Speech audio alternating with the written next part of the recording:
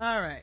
Double check everything. Double check everything. Make sure everything is a-okay because we were doing some extra recording. Stream B's good. Hear them funky Valhalla beats. Microphone level's good. Everyone should be able to hear me. Excellent, excellent, excellent. I think we're good to go. Okay. You know what to do. Crack your neck. Crack that neck. Grit those teeth. Ow. Oh, God. Okay. Yeah, let's do this. Hey there, heroes. My name is Hero Girl. I'm your friendly local neighborhood hero tuber, and this is the Daily Grind. This is that time of the day where we come on and we grind our dailies. Today we got July 30th, 2026. It's Thursday. We're almost at the weekend. Almost there.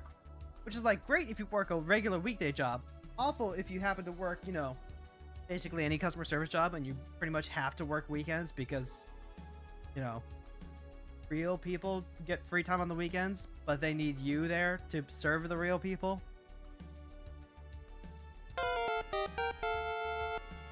Lucky, thank you so much for the 100 biddies. Thank you.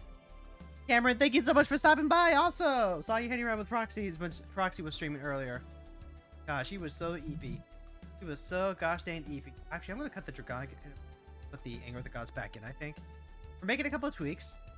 We've got the much maligned kill 15 creatures quest today. So we are gonna have to like kill stuff. Actually, you know what? I don't want it. Anger of the Gods doesn't actually kill. Awesome. It's bullshit too. You don't get the thing. You don't get the achievement if you exile them. So silly. Almost the weekend. That means we're even closer to Final Fantasy Friday with Franz.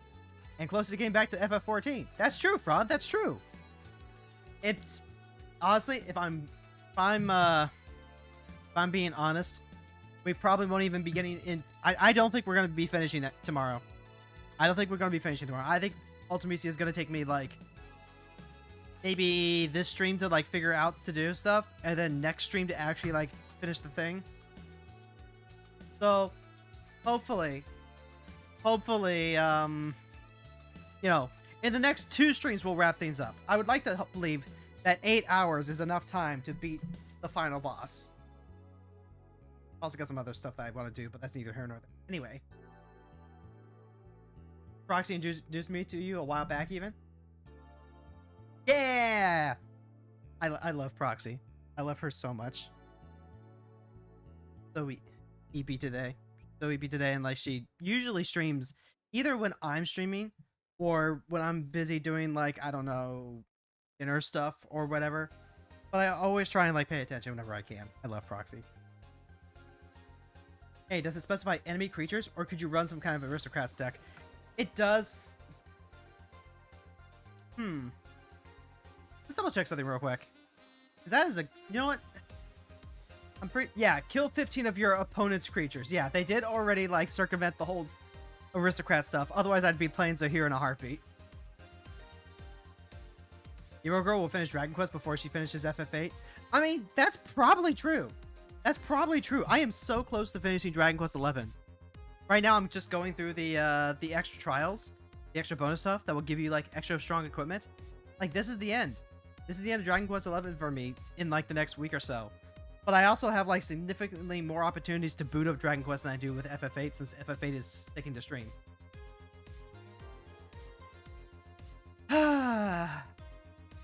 Okay. You know the drill. So we play Clothis and we just farm kills. That is all we are doing today.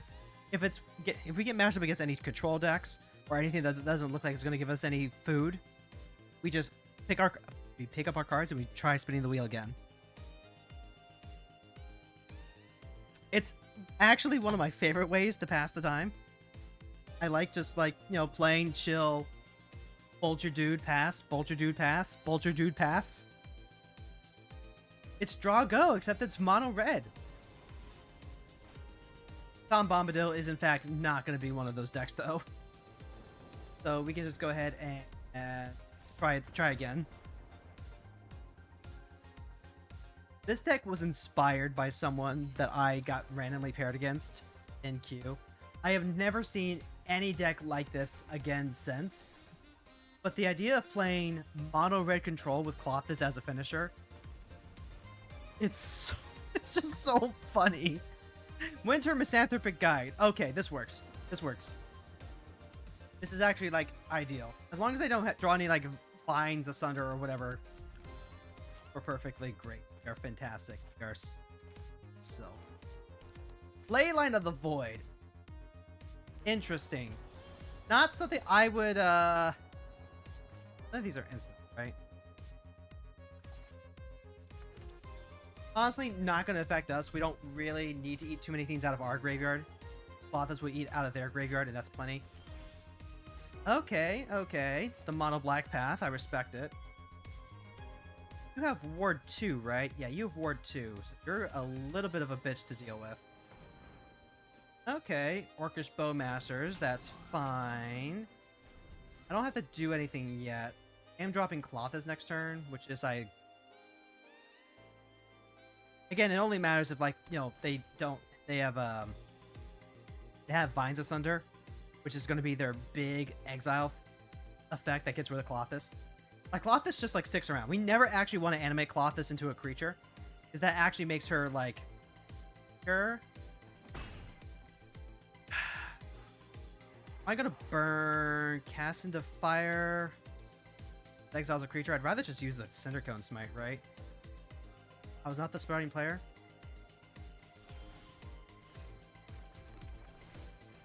Alright, so there's Cindercone Smite. I successfully kill a creature. Here's Clothes. I guess maybe there's an edict that makes me sacrifice enchantments, but that's it. I've also got this Avengers Disassembled to like blow up any problem lands. Ghostfire Slice will kill Winter pretty quickly. Okay, you play Liliana. Sure. Let's get rid of... Oh, gosh. I really want to hold on to the Cast into Fire in case they have, like, a 1 ring. So maybe it is Disassembled. Might be Disassembled. And then, like, Lily has stuff that she can do. Yes. Yep, just go ahead and eat the Burner's Heart so that way they get further away from Delirium. Every day we get further away from God. I can 2-hit her with Lightning Strike, I guess. I also kind of like just... Oh, God. I don't like 2-for-1ing myself. If your upkeep, each player draws 2 cards.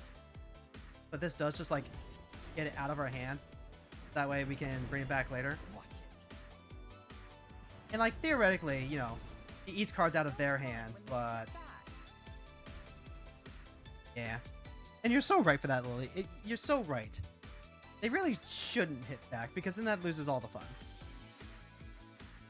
Yeah, like, I really don't care about, like, me losing cards in the graveyard as long as they lose cards in their graveyard.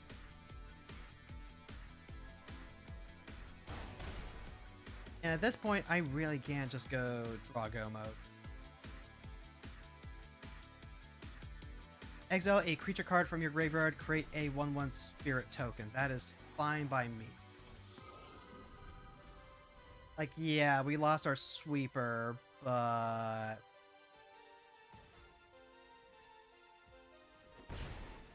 Like, just don't put anything in the graveyard, Forehead. If I draw, like, a Blood Moon, I think I'm winning right away, right? Alan, thank you so much for redeeming a Cinderglade. I will gladly take that. That's a land drop for next turn, which means 1 more towards getting Brew of Courage online. Vampiric Tutor. What are you going to grab with that? It could just be Vines Asunder. I would have to replay Clothes if that happens, but like, then they burn the tutor on a... Okay, yep, that's definitely Haywire Might. Congratulations, you exile Clothes for a turn. Let's, I guess I can make you do it right away if you don't. That's something at least.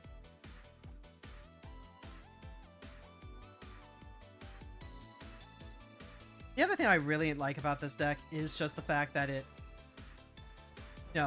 blanks all of their removal.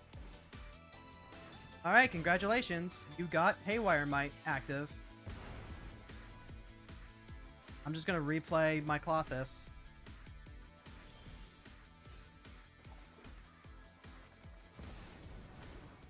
Alright, what now? Teddy, hey, thanks for stopping by. I got a pack that gave me a mythic wild card. I made the other Brass Admiral. Yeah!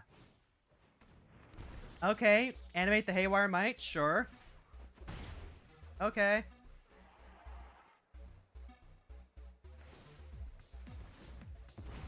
I mean, I'm fine with that. Look, them sacrificing this Haywire Might is amazing for us because it just helps us get further and further. Put this on 1, I guess.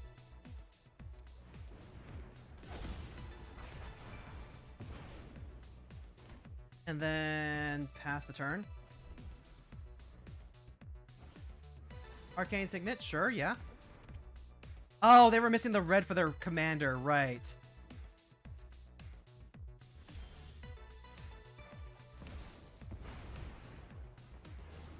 Yep, there's Clothis again.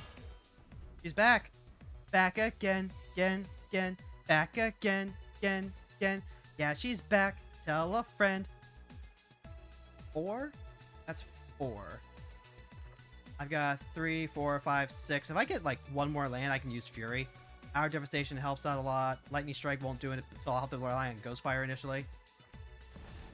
Alright, gambling, sure.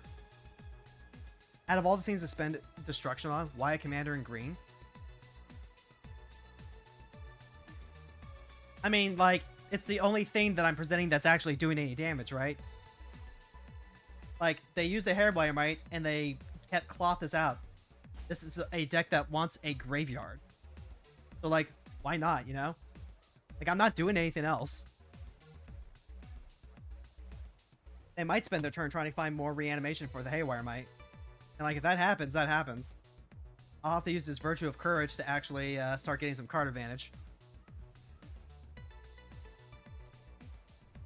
At which point, we'll just find more lands and we'll just redig.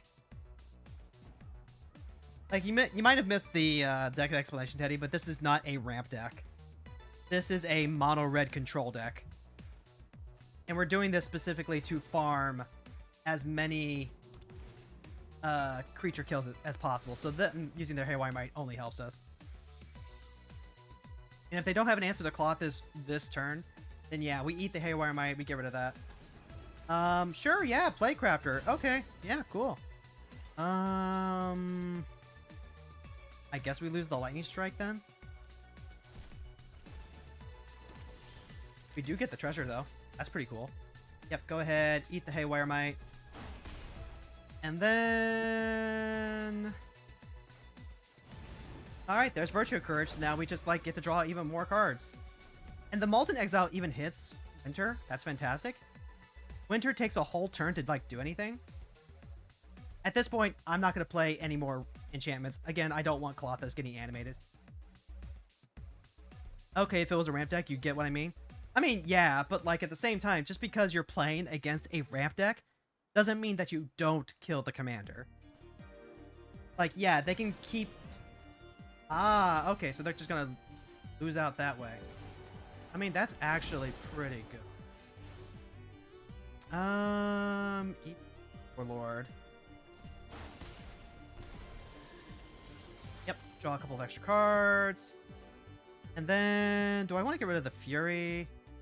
Fear the Critics is okay. Remember, we're doing this so that way we can farm kills. Put back this Skewer? No. We're gonna get another train off that. This only lets us cast it this turn, right? So we'll go ahead and cast the Conductive Current. It doesn't kill anything, but we do get to buff up the Skewer the Critic so that way it actually does some more. And then they are going to get to draw like an absolute assload of cards. I'm hoping that means that they get to play more creatures. If they play more creatures, we get to kill more creatures. I can understand your view. Yeah, even if they have the mana to cast again, it's worth it. Makes it expensive each time to the point where they have to choose what they can cast. Exactly, exactly.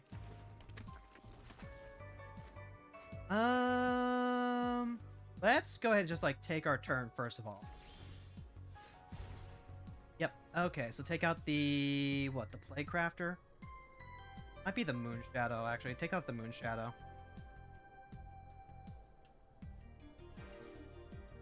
Because we are just like gonna continue everything. Yep, and then we take our free cards. Hey, it's Lightning Bolt. I love a Lightning Bolt. But let's cast this Exquisite Firecraft first. Yep, and then we get to pay the war too. And then I'll cast the Lightning Bolt at their face then. Just to speed up the clock just a wee little bit.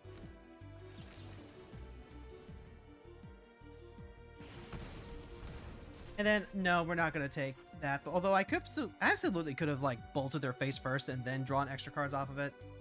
But that feels unnecessary. I see you have the red virtue. I have the green and blue virtue. I also have the green and blue virtue. I have all the virtues.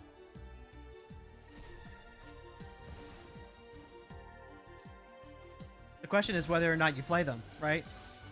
Like, just having the card doesn't mean anything if you don't get to play them. And fortunately, this is one of the very few decks where I get so much value out of Virtue of Courage. Also, thank you so much for making a token for me to kill. Thank you, thank you. Thank you, Mr. Winter. He's Mr. White Winter, he's Mr. Snow. He doesn't even know all the know. More creatures in the graveyard? I'm trying to think. There are like some green effects that would wipe literally all the enchantments off my board, but I'm just like, I just have so much value right now. What about Virtue of Strength? Do you play that? I think I played in my Titania deck, but that's kind of about it.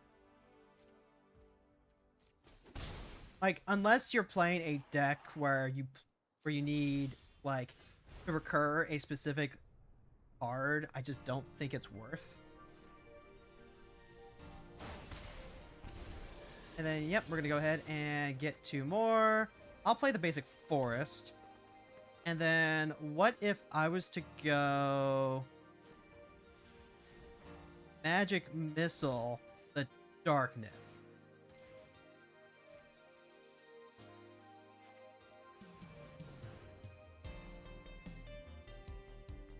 Still, triple mana is pretty good. But you're spending 7 mana to get there, though, right? Like, you already have big mana if you have 7 mana to play it. At that point, it feels so win more. Unlike, say, playing a Nissa World Shaker where you just get, I don't know, double mana at 5 mana. Like, that seems significantly faster to me. Like, don't get it twisted. The, having, like, the Nyxborn thing that triples your mana is pretty good, but that's also on a creature that can just, like, smack your opponent and win. Virtue of Strength is harder to cheat out than Nyxborn Ancient IMO. See, there's also that, too. There's also that, too. Like, you can, in fact, just, oh, God. You can use the dog, right? The dog from Duskmourn that says when it's tapped at the beginning of your second main phase, you can just put a permanent into play. Like, I guess that works for Virtue of Strength, too. But, like, yeah, Cameron's right. It's just so much easier to cheat out creatures than it is enchantments. Also, thank you, Winter. I think we got to eat quite a few creatures in there. Thank you, thank you, thank you. Thank you for the food. Alright, how many did we get out of that? Ooh, 8. We got to kill 8 fiends out of there. And remember, at least 2 of those were Haywire Mites. I love playing decks that just blank so much of what other people are doing. And because single target removal is so good, Colossus just dodges so much of that. Also, speaking of mono green ramp decks, mysteriously creature-shaped throat. Okay, so the opponent gets to go first. Fire Magic does deal with fellows right away. Whirling Vortex is not fantastic, but we can theoretically, like, swap that out later.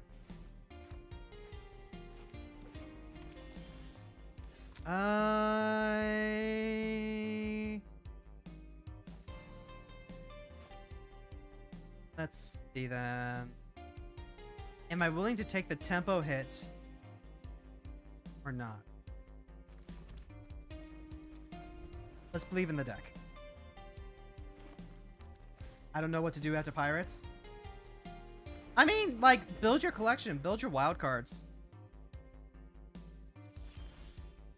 Den of the Bugbear. That's huge. But I need to get Shelter Thicket online if I want to play Colossus.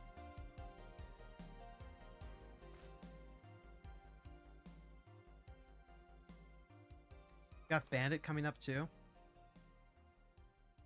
Actually, yeah, go ahead, play the Shelter Thicket, pass the turn. I'm going to get a little greedy here. They might just end up going with the tap treasure for the Gallic Readers, and if they do, then that is a problem. But, yep, that's what they do. This does mean I do get to just, like, 2-for-1 them. That's pretty big. Now the Den of the Bugbear comes into play tapped. I get to play out Room Map, get to play out Colossus, and they get to play out Raphaelos again, but then we get to kill it again off of Bandit's Hall into Lightning Strike?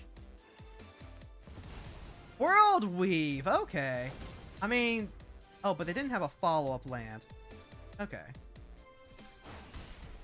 So then, absolutely, drop the Bandit's Hall, go into the Misty Rainforest, pass the turn. If they play Raphaelos, then we can strike Raphaelos. Otherwise... Also, I forgot to mention this. Raphaelos gets built one of two ways. I think the better way is to go with, like, just like the big dumb idiots. But you can absolutely go into a, you know, an elf ball strategy with them. I am going to use this to clear and fetch. Well, not clear and fetch, but we are going to surveil. I guess elf ball is pretty good, though, being able to vomit out your hand. Magic. And take that. Do I need extra mana this turn? I don't think I need extra. Fire magic. Play out the Den of the Bugbear. Play out... Rending Flame dealing 5 damage is actually really important for hitting the obnoxious big stuff. Mizzium Mortis is like one of our last in-hand wraths. But at least this way I get to hold up Rending Flame. And what is it? Remove 2 loop counters to draw a card? Arena doesn't have enough of the yield and elf cards for a proper elf ball deck. Well, I guess it depends on what you think is missing, right? Yep. The sad part is if they have, like, any... Hot dog!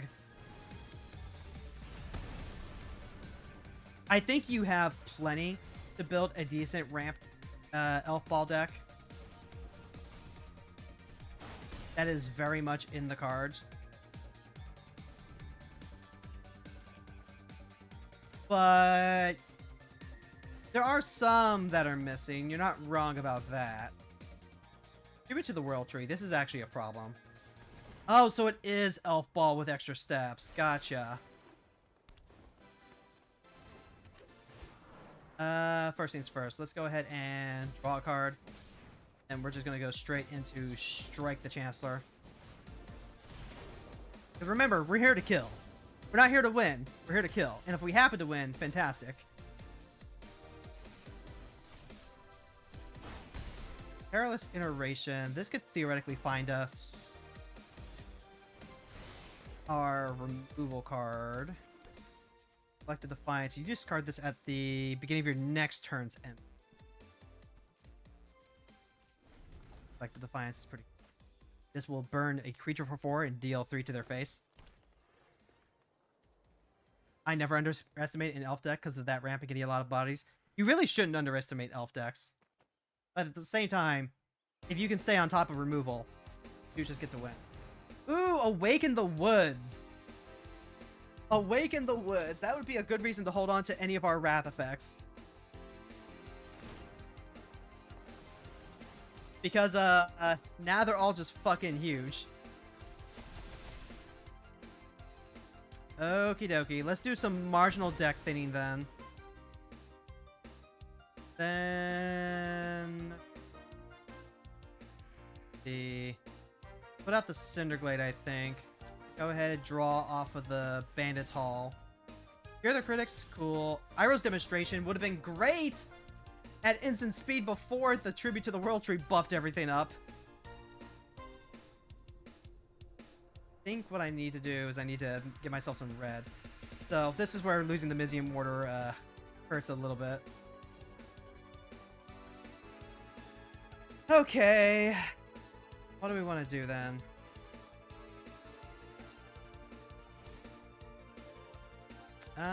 I could like lose all my cards. Try and do like a redraw.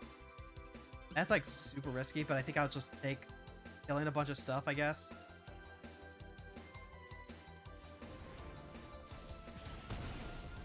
Because like they're at the point where they're gonna draw a big dumb idiot anyway. A braid. Yeah. Let's see. 7. I guess it's worth it to go ahead and kill one more thing. I could have gotten an extra one off of the Bandits Hall. For my Shrine deck, Kyoshi Island Plaza is a decent deck thinner. So here's the thing, right? Here's the thing. Don't overemphasize the deck thinning. The way that the math works out, it doesn't. It just straight up doesn't. Like, over the course of a massive tournament, you might increase your chances of making relevant deck thinning by 1%. So when I say marginal deck thinning, I do really mean marginal deck thinning. Do I have any other... Potentially... Yeah, I'm going to have to actually, like, something I... It shouldn't matter, too. And, like, we're not in the habit of, like, wanting to kill artifacts, but that's a thing that we need to potentially do. Like, again, we are here to kill all the things, so kill all the things we will.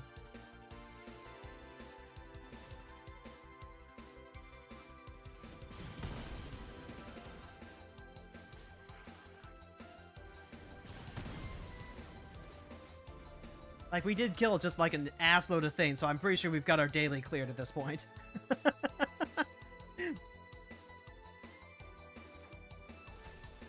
We are literally burning the forest out here. That much is true. I don't think we're winning. Like, Colossus very rarely actually beats Mono Green Ramp, to be clear. But, oh my god. When you're up against, like, you know, just the deck, you sure do get to cast all the stuff, and yeah, that's fine. Like, that doesn't even, like, even kill us outright, but, like, yeah, we did exactly what we came here to do. There we go, reverberating summons. And that was an easy clear, easy clear. What Calamity Beast is Lumra? I'm pretty sure Lumra's a bear. Mainly think of Quirion Ranger, Timberwatch Elf, and Arbor Elf. I mean, that's true. We are missing Arbor Elf. I don't think you need Timberwatch Elf, though. Yeah, I know for a fact that we don't have Arbor Elf. Just look at your one-drop elf cards. We got, like, Shepherd, Stalwart. We got Mystic Elf, Reclaimer. Conjure a card named Forest onto the battlefield. Activate only if 2 or more elves are on the graveyard. AKA literally what people thought Landwar Elf was.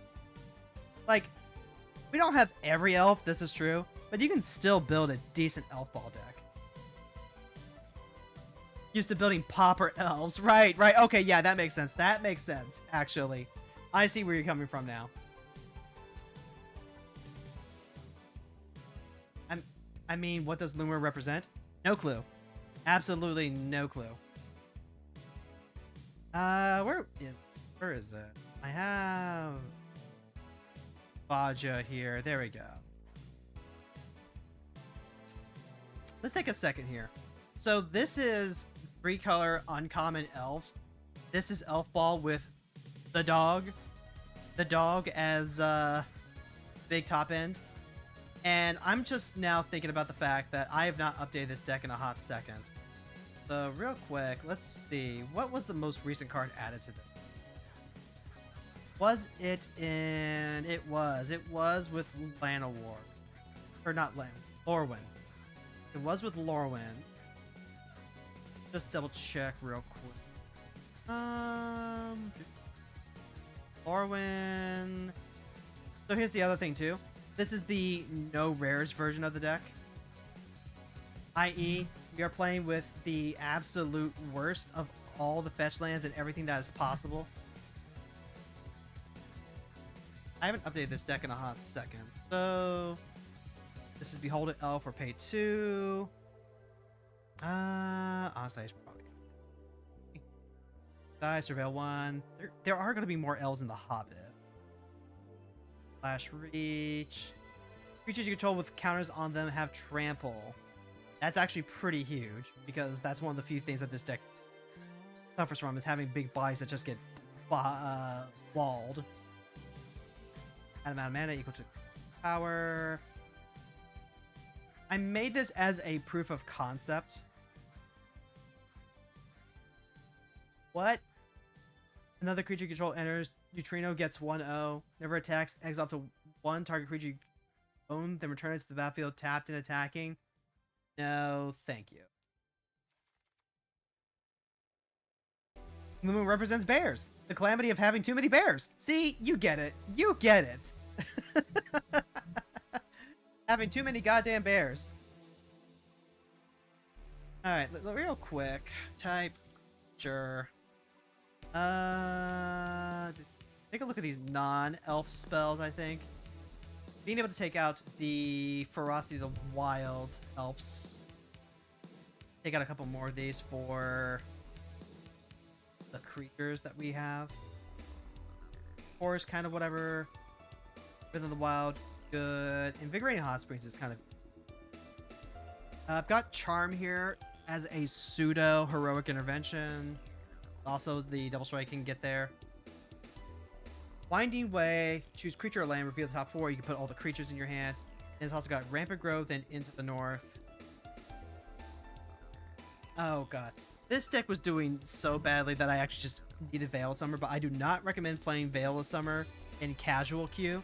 Absolutely play it in competitive, where when you get up to a point, you can, you know, basically have it be a meta call. But in general, no. Also, get this Throma Vestige out of here. Beat back my Bolt. Beat back my Lightning Bolt. And then also make it so that way... Oh, wait, no. I remember now. Okay, wait. I remember now. I added it that way, so that way... there was an uncommon version as opposed to using the archive version, which is rare. Okay. Dang, why is Lumra so expensive? Isn't it because, like, Lumra is CEDH viable? Like, I'm pretty sure that was why. Lumra even got banned from Dual Commander recently. I looked it up. Lumra represents the feeling of getting lost in the woods. I mean, like, I guess that's kind of scary. I, personally, would turn into a woodsman. I would turn into Elemental Hero Woodsman, and I would not... I would simply know exactly where I am at all times forever.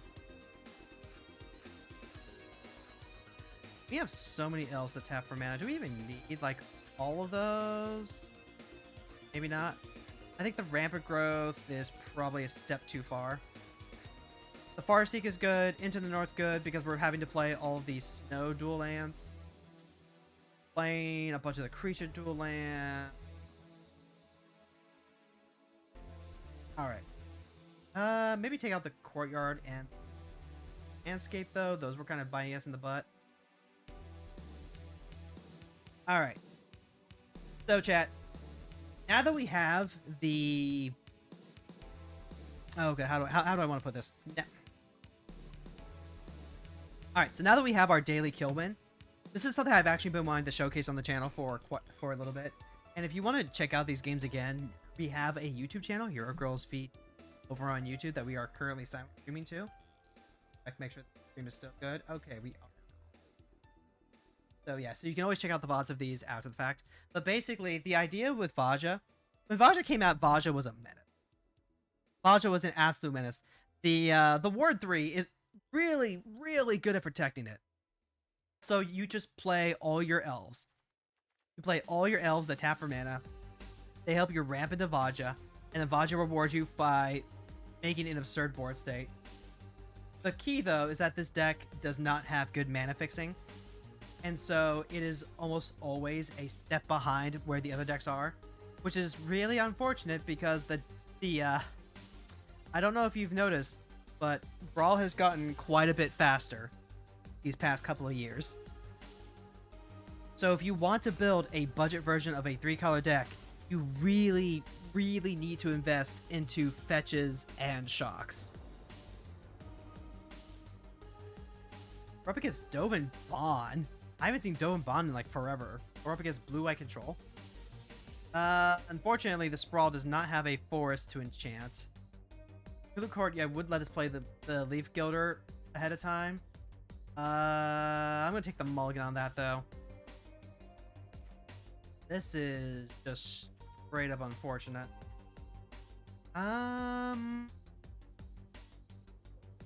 One more time. Yeah. Okay. Keep that. Put back the Sprawl because the Sprawl's not going to be casting cards anytime soon. This deals damage to Planeswalkers too. Go into the Sculptor of Winter, I guess. Ghost Vacuum. Okay. You won't get the double spell cards.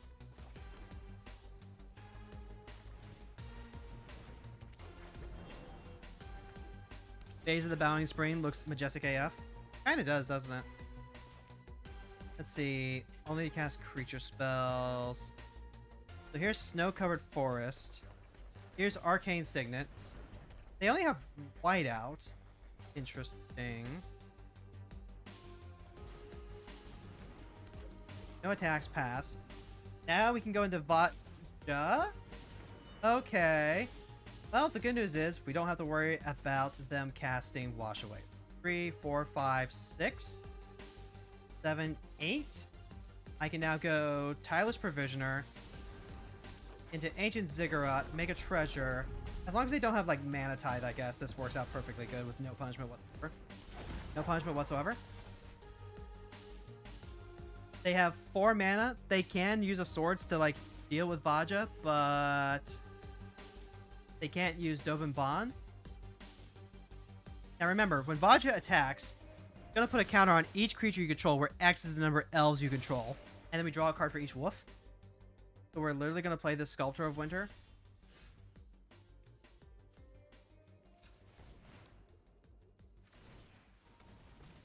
Yep, here's a Sculptor of Winter. Here's a Masked Vandal for no value, except it's gonna be like all the value. I have no creatures in my graveyard. Go to combat, attack out. I get to draw 2 cards, 1 for each wolf I control. And then also this... I didn't do the math, but this feels like a one-shot. Why do people hate Bumbleflower so much? Because she's a group hug commander that also is really powerful at closing out the game on her own. Or at least, that's how I hear it. My understanding is that she's just like a really strong commander. So yeah, let's do the math real quick. So 10, 18, 24, 29. Yeah, that's a one-shot. This card is still really good. I don't know why I don't see it anymore. Or at the very least... Yeah, no, I don't know why I don't see it anymore. Maybe just because high bay is so much easier to play. But this deck is pretty easy to play, too. You just play a bunch of mana dorks, and then you swing out and turn them into giant Eldrazi-sized titans.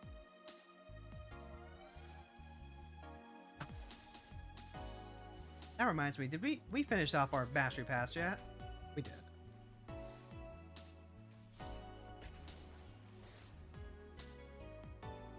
And I'm hungry like the wolf.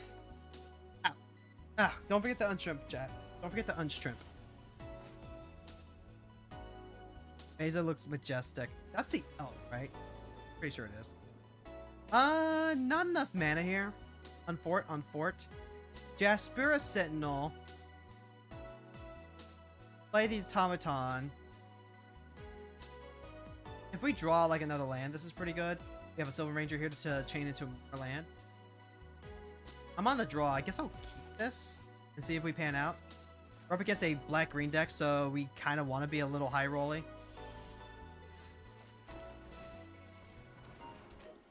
So we're really far behind if we don't see another land. I'll need to double check to see exactly what we... we missed.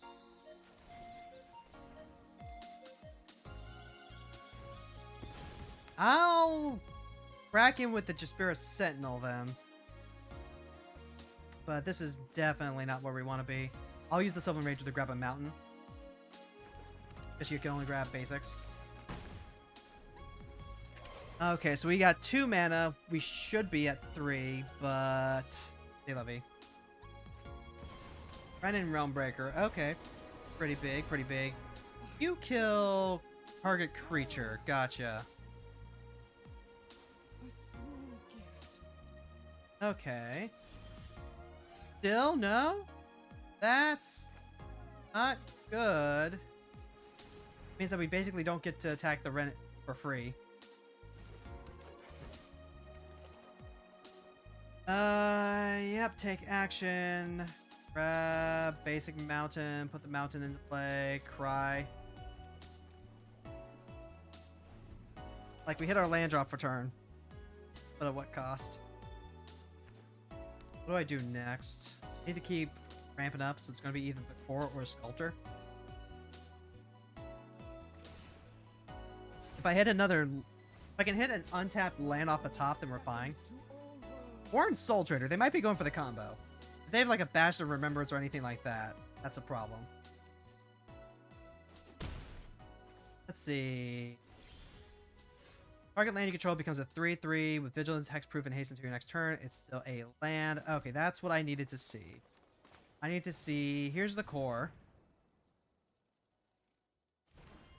And then here is the Sculptor for more happy. Then next turn we can drop Faja. Then we can drop a whole lot more Elf. And hopefully snowball from there. Faja does have Ward 3, so Garrick can't come down and just like axe it. I think Faja's a girl. Pretty sure Faja's a girl. I remember her being a girl in the old Ravnica novel. Ah, yes, Nissa Vital Force, aka Nissa who ults like the turn you don't answer her.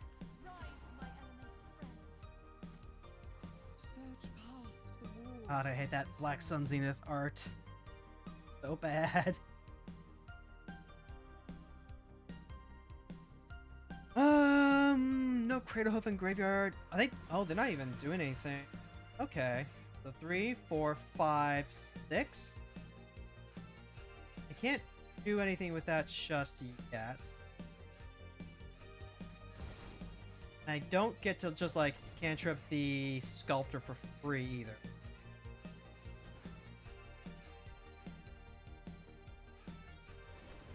I'm not going to try and get greedy with it. No attacks, past turn. They would have to Wrath, and I don't think that's what they want to do. Like, they can alt Nissa, and they will just draw a lot of cards, but drawing cards isn't going to do anything if they just die, you know? I would love to hit one more land.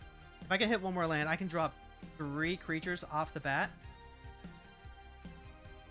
I might need to go Skyshroud Lookout. Oh, they do go with Toxic Deluge. Okay. Well, that's what this deck is weak against. So I guess we'll try again. I could drop Devoted Druid into Skyshroud Lookout.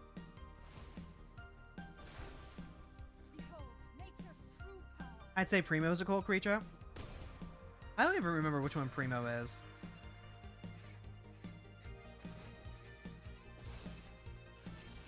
Rising of the Day is cool, I guess. Alright. Drop the Sky Shard, look out in case we hit a Mana Dork. 8, 9. That's a Mana Dork, but not the one I want.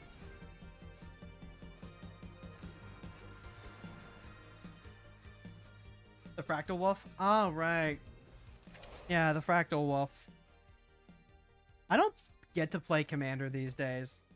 So, like, I'm not really paying attention to any of the Commander cards. Like, even though Primo is on Arena, it's just... Yeah, that'll be a concession. Creature deck is weak to board wipes. Who knew?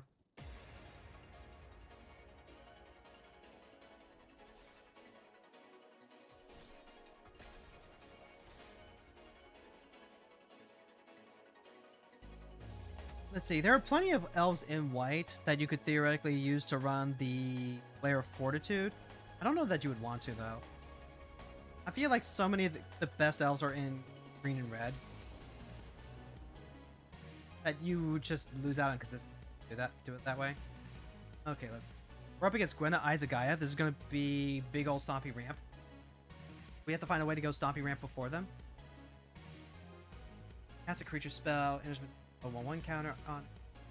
Do the Paradise Druid that way. We have Newfound Adventure as well. Hard to say if this goes fast enough. I would love to hit a 1 mana dork in a matchup, so let's fish for that. No dice. One more time. Still no? Alright. One more time. Alright. Basically the same hand as last time, but significant. Throw back the tail swipe. Throw back... Doing it in a leap. 1, 2, 3, 4. Put back the Visionary. No, the Visionary is how we reload.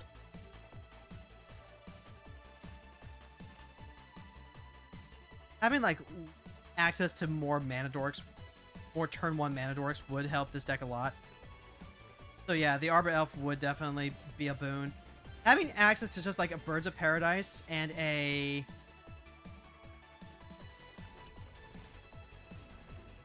Delighted Halfling, honestly, I'd be so happy to put those in. Okay, then we go. Here's Landmark Visionary. Draw a new card. It's a Thriving Grove. Put that into play. Name White, so that way we can just play our Snow-Covered Forest into Faja. They have Gwenna. They get to start playing Primetime, which is pretty good. Well, at least your opponent mulliganed 2 cards as well. Did they? I didn't even notice. Sauron's Jeweler. Okay, that's pretty funny. Then with Castle Garenbrig and Evendo, which is just like, you know, more different ramp. Barista Titania is pretty cool. But I need dog action.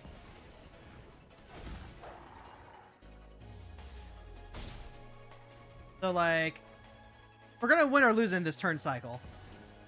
Okay, Vorinclex is good, but Vorinclex doesn't just win the game outright. I guess they could get Evendo up. I feel like you would use the Primetime if you want to get Evendo going, because then Gwenno can tap for 2 mana. And it's 4... The 5, 6, 7, 8. Yeah, you can actually transform Vorinclex in this turn cycle if you do it right. No, use the Vorinclex to tap the Evendo. Obviously, duh. Alright, opponent taking my advice. That's 5. No, you're not supposed to use the Castle Garenbrig, right? Oh no, this does activate abilities. Shit. Alright. So yeah, now they get to mill 10 cards. They get to put 2 creatures onto the battlefield. That's going to be Galta and...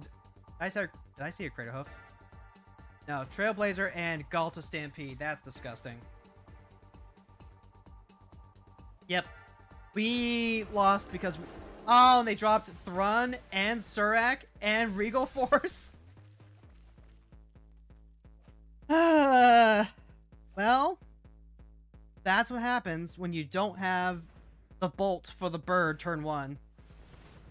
Okay, they are continuing to take game actions instead of winning the game. I'm gonna move on. I'm trying to get into the habit of like letting people get their screenshots, but like I'm pretty sure you already had game right there because Surak gives everything haste, right? Or did I miss that and they needed to play more creatures to actually like get the haste? Either way. Emoti celebrant of bounty. Okay, so we have the forest for the Utopia Sprawl this time. We have a bolt for an early mana dork. Rex Sage is whatever. Shroud to reload our hand. Take that. Stalwart does need to tap, but this taps an artifact or creature. So I can go look out into Stalwart.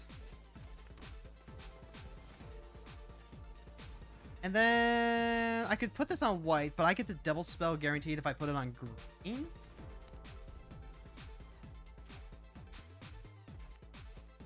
I just need to make sure to play this mountain first. Make sure that the mana being spent is correct. I could also play the Signet, right? I can play the Signet into Lookout. That might be better. Right now, 3, 4. One more land and I could play Vaja. No, I think I'm supposed to play the Signet here. And then here's the Lookout. This is a redraw. Grabs a Death Toucher. If we draw another land... Oh, hey, that's a Rex Sage food. Okay, okay. Play Vaja uncap because they're tapped out. Pass the turn. Now we just get to like drop 3 more idiots. Pump the whole team by 5/5. That's going to be minimum 16 damage to their face. Devoted Druid too. 1, 2, 3, 4, 5. 3, 4, 5 without the Devoted Druid. Let's go. Here's Rex Sage. This probably gets countered.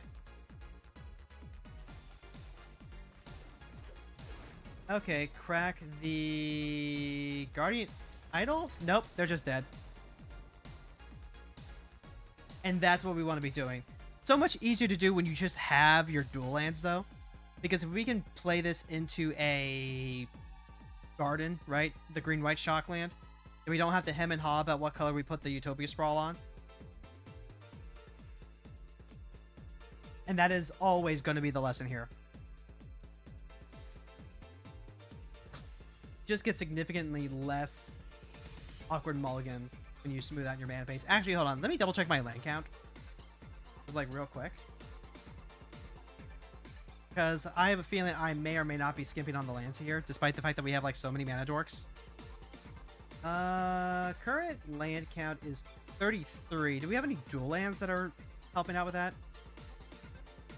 34, 35, 36. That's probably not... That's probably fine for the most part. Like, we do have a ton of dorks, but I think if we get that up to, like, 2 more lands, we're fine. So, real quickly, just double check to see... What would we cut to put in just, like, 2 more lands? Just to help out. It's probably cut out the Garruk's Uprising. Even though it does give the trample. Oh, wait, hold on. And we have battle. Okay, that helps. That helps. That helps. That answers my question. I'm a big proponent of the 40 land starting base for your deck. We are playing Elf Ball, so we do get away with pulling things out. But remember how the hand smoother works, right? The hand smoother works by making, like, I don't know, a dozen different hands. And then it gives you the hand that most closely matches your actual deck ratios. So if it feels like you never get enough lands, that could be it. Like, you know, variance is still very much in play, but Also, we're up against Vial Smasher. Just like regular Vial Smasher. Nothing weird. It's a little slow, but I'll keep it. This Thriving Bluff can be a forest. And then we can put that into play the Leaf Gilder first, I guess. Leaf Gilder probably dies because, you know, gotta kill all elves melee. Death to our enemies. Whenever you cast a non-creature spell, create a tapped treasure and put a plan counter on it. When the fourth plan counter is put on this enchantment, sack it. Deal 7 damage divided as you choose them on 1 or 2 targets. Okay. So, let's see. I could go... This isn't bad. Put 1 on the battlefield, 1 into the graveyard. And then guarantee a land drop. I think it's better just to double spell here, right? Yeah, I think it's better just to, like, double spell and, like, get more elf, more good out. Now we have 6 mana. I can even potentially, like, go Invigorating Hot Springs into Song of the Seasons to, like, insulate myself a little bit. Maybe you cast a non-creature spell, so, like, that... Oh, Maddening Hex. That's cute. That's very, very cute. But it does mean that everything just, like, dies next turn, right? They have enough... they have enough to kill Vaja, too. That's rude. Alright, so then let's do it like this. Actually, hold on. I need to use this twice? I need to use that twice. That's... yeah. Deal 2 damage to us. That's fine. Put 1 of them onto the battlefield. 1 into your graveyard. So, put in the Thriving Grove. Or, hold on. Put 1 of them onto the battlefield. Put 1 of them into your graveyard. Play the other one. Now we get to play this one. And this is gonna, like, not be, perfect. They do get to wipe our board. But now next turn we get to play Vaja. We get to put the Invigorating Hot Springs onto it, and then we also just... Oh, they just have Blood Money. Because they're just playing all the Wraths. Okay. You know what? I'm cool with that. Like, we have so much here. Yeah, let's go ahead and play Vaja. Now, Vaja has haste. Go ahead and play this Universal Automaton as well.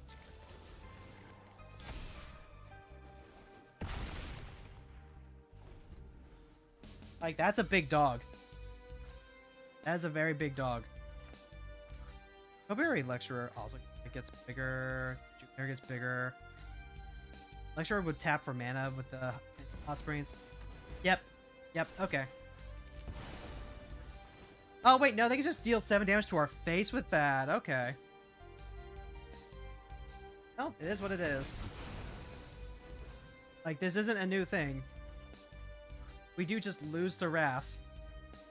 If we hit an untapped land... Oh, wait, no, we have an untapped land right here. What am I thinking? Yep, they get to play Kuja. And I get to name Elf with this. I get to play Vaja. I get to put a counter on Vaja. Vaja gets to attack. Get to draw another card. Like, I'm just going to keep presenting threats. And meanwhile, I just have a handful of cards. It's going to take their whole turn to deal with Vaja if they have anything other than board wiping. Vaja also defends incredibly well. I like the idea behind the deck, but, like, this also seems very non-Bowie. Like, obviously, I guess Clive, aka Vial Smasher here, would deal damage. But... Okay, Dreamzone Hedron. So they're Hellbent now, and now we just get to win. because we are just gonna put off the rest of these invigorating hot springs. Okay. Yep, let's go ahead and do it. So here's the Hunt Master. This is basically free, right? Yeah, this is basically free. Make sure that the...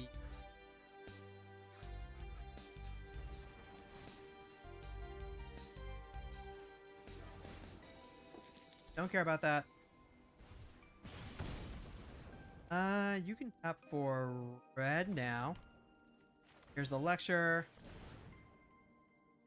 Yep, always yes to that. Go ahead, put a counter to the lecturer. Tap. Here's the druid. And then I can only do that like once each.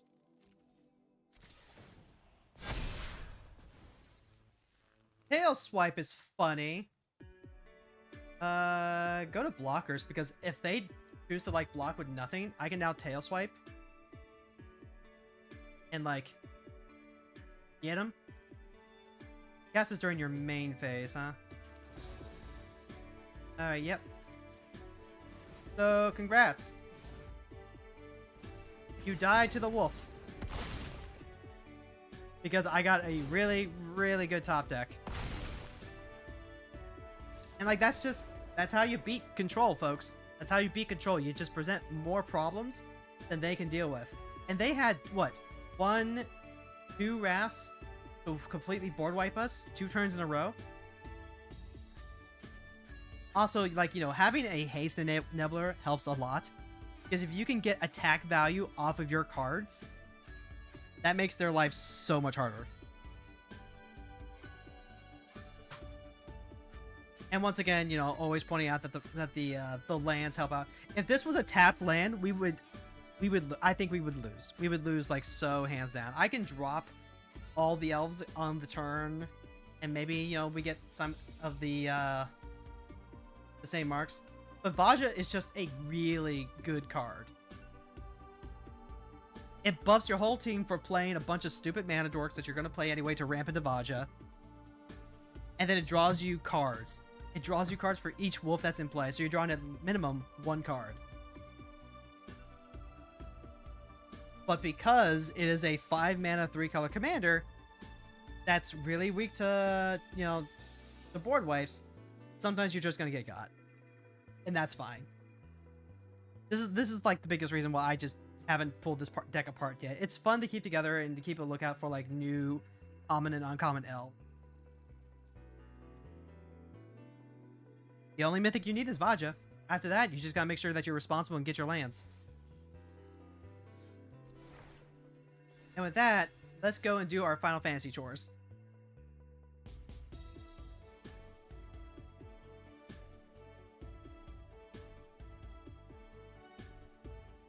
What the hell? I don't know what that was about.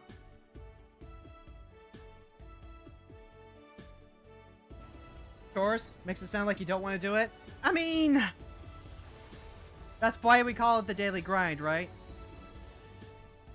Like, I don't do front lines every day because I'm really enthusiastic about doing front lines.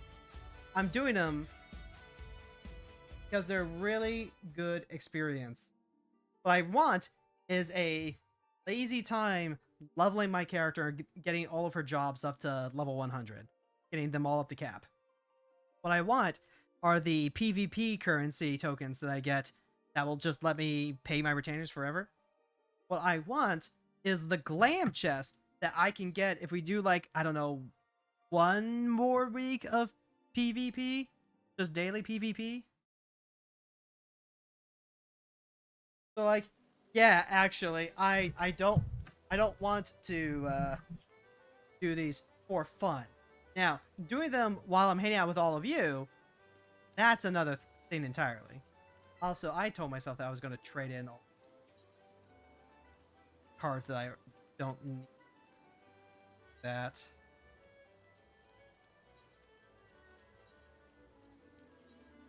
Maybe you can't just, like, trade these, but then I guess players would just be farming them endlessly. More so than they already were. We're already on Dancer. Okay. Where do we even want to go? Actually, you know what? No, better idea. Go back to Ideal Shire. Listen to the majestic bagpipes while we wait for Frontlines to pop.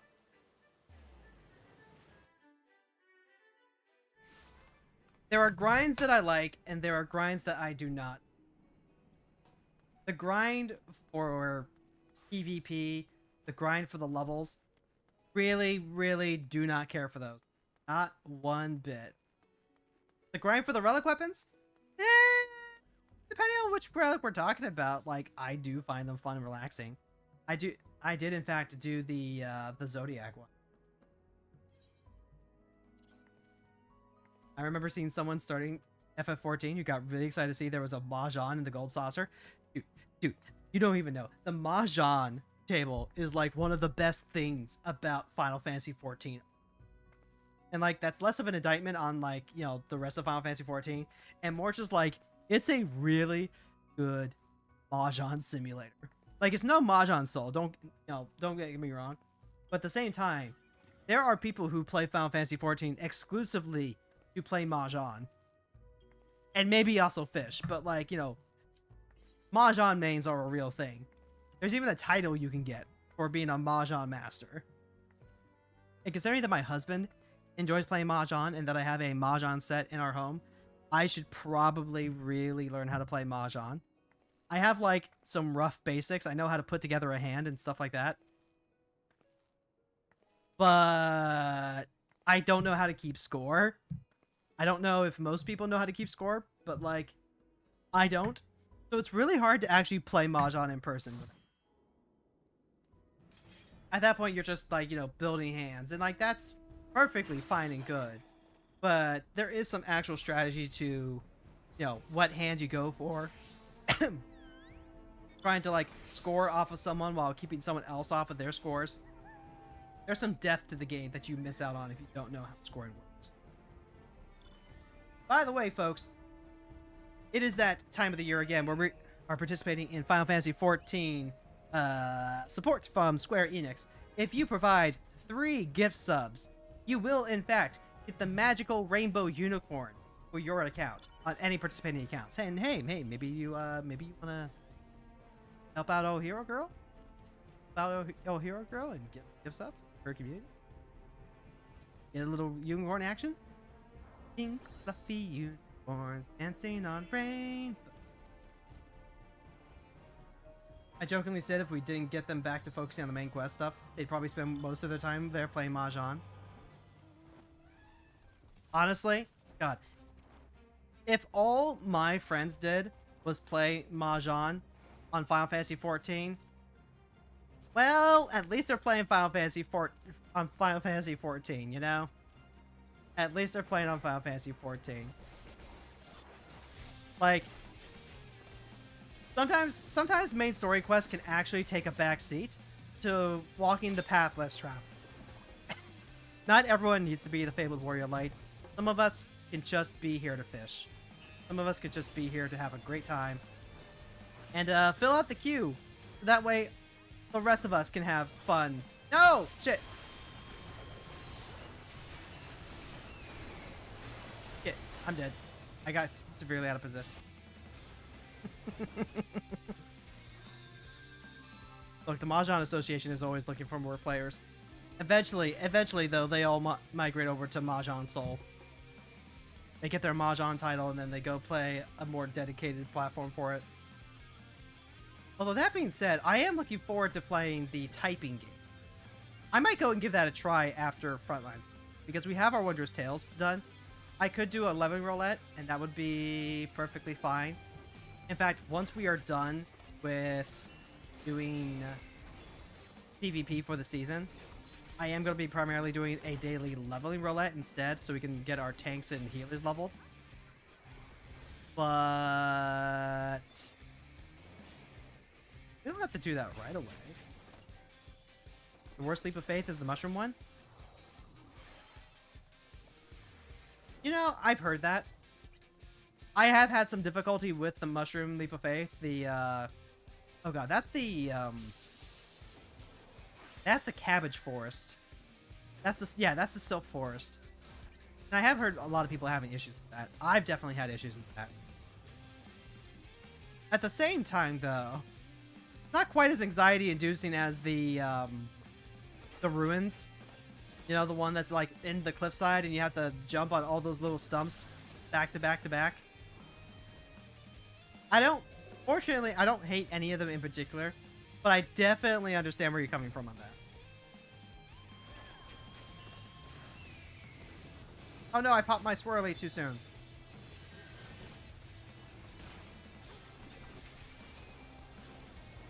Okay, where the fuck are we even going?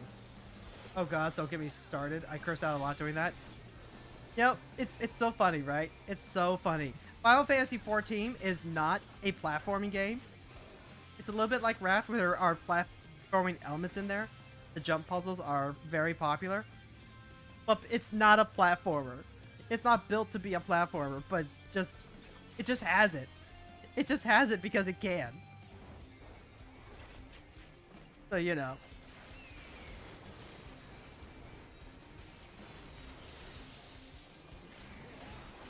Oh, I know. I missed it out on the last Make It Rain event because I was just not particularly engaged with playing Final Fantasy XIV at the time. I am doing these daily grinds so that way I can keep making progress on my long-term goals even when I'm not actively playing the game. Like, part of it is that it helps justify my sub, right? And eventually, if I have to write taxes, then I can write off my sub as a tax expense. Because, hey, if I'm earning money through streaming, and what I stream requires money in order to stream it, in order for me to make money, well, then by George, by golly, I get to write that off. But we're not at that point yet.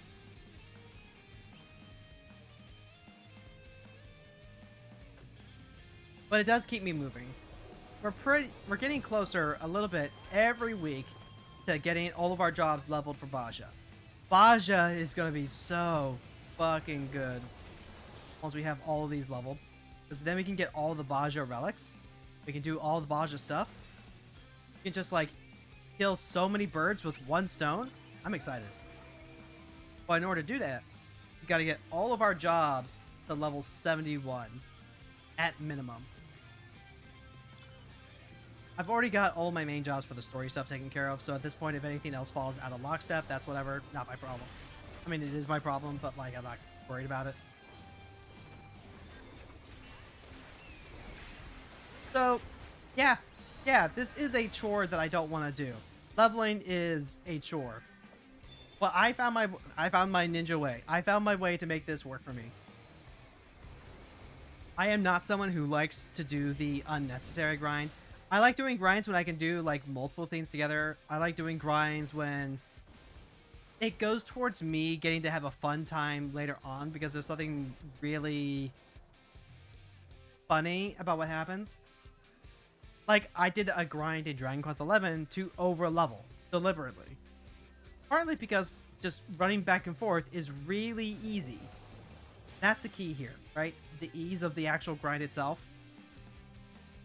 If the actual actions that I need to take are easy, somewhat repetitive, and, you know, the only real barrier is just how much time you put into it to a single afternoon, I'll do it. I'll do it. You saw me grind for all those adamantine turtles to get Squall's relic weapon. Like, that's a good reward, and it's a really easy grind. No danger to it. But then you tell me that, you know, you have to constantly switch a bunch of zones, find, like, specific enemies, and if you kill the wrong one, it doesn't count. And you have to go through this, like, spiral cycle instead of just being like, well, I want to knock out all the fates in one go. I want to knock out all the dungeons in one go. Like, no, that just doesn't work for me. I remember the Fall Guys collab. That was something. Every time the Fall Guys collab comes around, I tell myself, this is it. This is it. I'm going to do it. I'm going to fucking do it. And then I don't do it.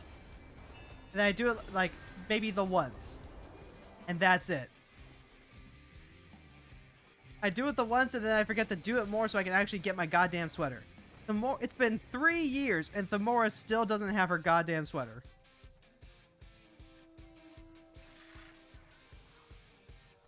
And it's because these events keep happening when I'm not, like, you know, actively engaged with the game.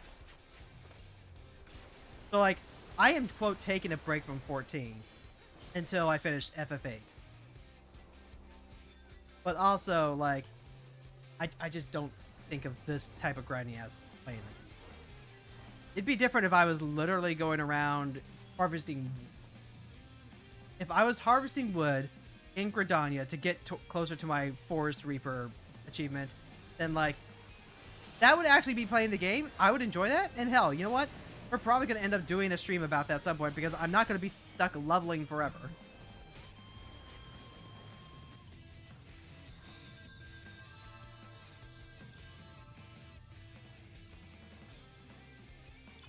Like, leveling is only temporary. And then once we're done with leveling, there are so many other things that we will be grinding on. The daily grind never ends, as is the nature of playing an MMO. Which is great for me because I've always wanted to play an MMO. I've always wanted to, like, embrace this as a, quote, lifestyle. But then you play just, like, so much, and you need to change the pace for a little bit. I even get to a point where I just be like, you know, play some Final Fantasy 14, play some Dragon Quest, play some Final Fantasy 14, go evangelize the P, play some Final Fantasy 14, play a series of smaller games that won't take multiple months to play through because they aren't super epic and overburdened RPGs. Like, I love Dragon Quest 11, but also I gotta be kind to my ADHD somehow. And that does mean, like, ignoring the side quests. It means ignoring the side quests and trying to do, like, the challenges and the super bosses that interest me, and not worrying about trying to 100% everything. Why did I pop ult? I don't see people fish in groups as often. You would if you were coming out to the Fishapaloozas. Every few weeks or so, the fishing Discord will organize data gathering trips where they will have everyone come out to specific fishing spots and fish with just regular base bait in order to see if there's been any massive updates in the percentages of people, you know, pulling stuff. Since fishing is basically a gacha. And you get to see so many fisher people together. There's also an annual event that's just a massive fish train. A massive fish train with all of the A and S rank fisher marks. All the big fish legend stuff. Just one big fishing train to help out noobs, help people get the fish that they've been struggling with. It is gorgeous. You see so many people hanging out and fishing. I've never had a chance to attend to myself, but, like, you know, Wrath Games posted a video about fishing and included some stuff of that. You see so many. I didn't know there was that dedicated of a fan base of fishing in FF14. Of all the games that have fishing in them, Final Fantasy 14 is, like, one of the most involved. Fishing is basically a game system onto itself. It's like they took a whole fishing game and stuck it into this MMO game. And as someone who has gone through and fished up a ton of the challenge fish in A Realm Reborn, I can confirm. I can absolutely confirm it is an amazing time. Not because, like, you know, the, oh wow, we got absolutely destroyed. Okay.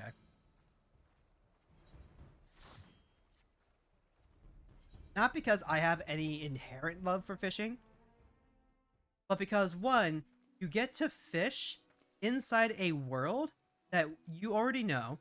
It helps you feel more inhabited into the world. You get to check out locations that maybe you wouldn't have hung out with before. And also, because I enjoy the journey. The longer it takes me to grab a fish, the longer I get to enjoy the location that fish resolves in. Resides. There are dedicated websites for fishing. This there's one gentleman, I believe it was Fruity Snacks himself, wrote an entire book on the process of fishing, the mechanics, and doing all the stuff. There is so much minutia to fishing that you have to experience it yourself to really get into it. I wonder how many people are dedicated to the culinary job. If I had to guess, it would probably be like some percentage of the actual crafters. Like, I know that's a non-answer, but like, hear me out. I love the idea of a dedicated crafter, like someone who just like has a crafting job and that's the one that they like the best and that's the one that they do. But the truth of the matter is, crafting encourages you to do crafting. Crafting as a job requires you to have so many different materials for so many different things that you really are just best off leveling all of your crafters up together. And then, yes, that also includes culinary, funnily enough, because even though you don't need materials from like anything else, culinarian gives you access to so much of the food stuff. I have never seen anyone dedicatedly say that they are a specific crafter. It has always been like, I am a crafter, period. And it's almost always as an omni crafter. Because if you're doing any sort of crafting, if you need it for any reason, you're just going to do them all. You're just going to do them all. And it's not for like a lack of desire, right? A lot of people would probably love to specialize in any crafting. And they actually did have a system like that. I found this out when I started doing Heaven's Ward jobs for crafting. They have an item that will give you extra stats in up to 3 chosen crafting jobs. And it wasn't popular. Like, the idea is cool as fuck, but it's not popular because anyone who gets into crafting like that, they're going to design an all-purpose macro and all-purpose gear that can be used on any crafting job regardless. So trying to specialize into a single crafter just... there's no concrete incentive. Culinarian does require some fishing. It does. It does require some fishing if you don't go and buy the stuff. That's right. I said we were going to go check out the gold saucer.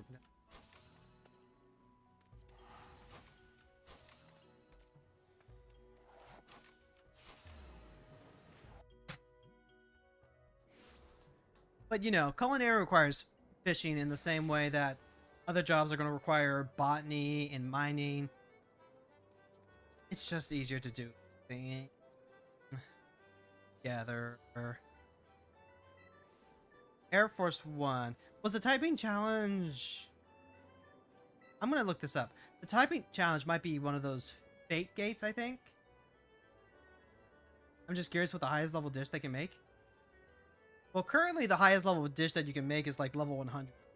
I don't think I can see what access is to it. No, I can't. Right now I've got like up to level 70 unlocked.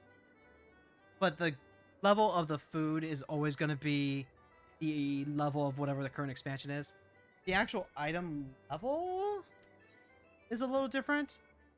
Like, obviously every item has its own item level. I would have to check my main account to find out the item level of the gear and the food there. But it's in lockstep with everything else like that. Like, the thing that you're going to be using Culinarian for if you make food is for raiding, crafting, and challenge run. Those are really the big 3. I go through cycles of crafting rules, and god damn, I wish I was dead. That's just the life. That's just the life, Mushroom. Also, hey, what's up? We're here in the Gold Saucer to see if we can check out the typing event. I need to find out more info. Let's see. 14. Gold Saucer patch. 5.5. Was it this patch? I want to say it is. Playable content. Playable content. Side quests. Oh, that's phantom weapons. That's relic weapon stuff that I haven't done. Inconceivably further Hildebrand adventures, which I need to catch up on. The capstone for the society quest. New chapters for new plus. Housing. Styles. That's cute. Added. Huh. I guess the gold saucer stuff wasn't added yet. Not seen it, or if it is, it's definitely one. Wait, hold on. What? They added blue. Oh, wait, is there blue? Oh no, wait. This is more phantom action. Gotcha. Phantom blue mage though. Oh, that's. It's more.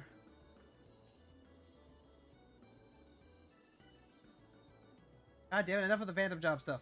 There's PvP balancing, crystalline conflicts, frontline changes, items. Yes. Okay. Guess that is coming.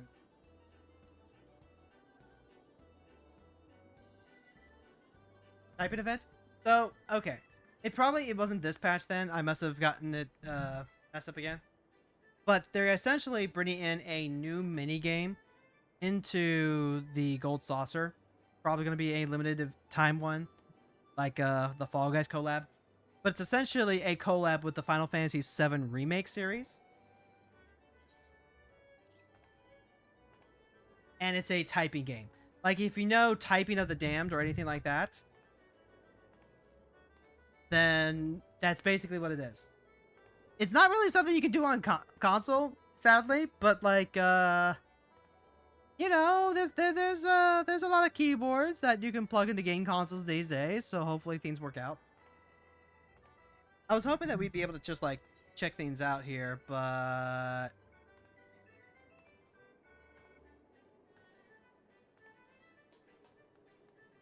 all right, which means I guess what we're gonna end up doing is actually double check. I never actually got. Let's go take care of these real.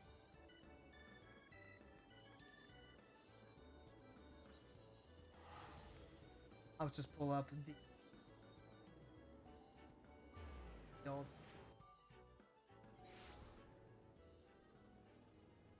but on the way forward. But okay.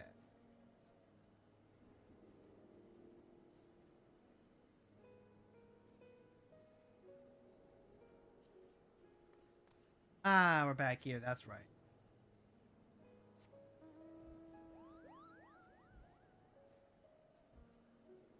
The reason for the death march. Trouble had us setting up incredible grinds. That will do it. That will do it. So, like, just for anyone who can't see chat or is just like listening podcast style, we had a question on what would cause people to get like super burned out while crafting, and it really is just like the crafting fest. Even with macros, trying to craft so much stuff without a video or Netflix or something on a second monitor, basically without any sort of secondary attention, is just a really brain draining experience. I would know. I have also been on that. Not something that I ever plan to do again lightly. But we do have a Guardian Restoration that we're going to be working on here in the near. Definitely by the time that we start playing again. There's a lot of, yeah, I need money. The correct answer here is to make 3,000 lemonades, which require 15,000 lemons and 6,000 sugars and 3,000 waters. God, ain't that the truth? Honestly, I think the thing that gets me when I'm doing the crafting is like any moment where I realize, ah, shit, I'm missing materials or I miscounted, so I have to go to the market board or whatever and grab the material. And then I go back to crafting, and then just like 10 minutes later, I realize I've forgotten something else. It's awful. Just keeps repeating over and over again. Hate to see it.